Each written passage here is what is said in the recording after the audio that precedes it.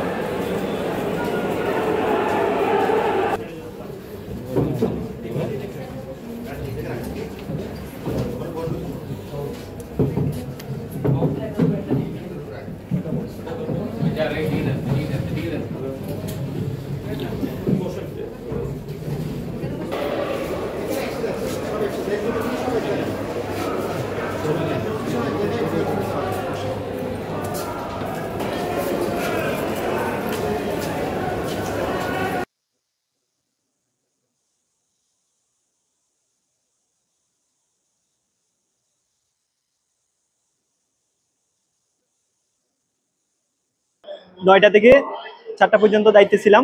তো আমাদের রুমে হচ্ছে কোনো বিশৃঙ্খলা হয় নাই, খুব সুন্দরভাবে ভোট সম্পন্ন হয়েছে।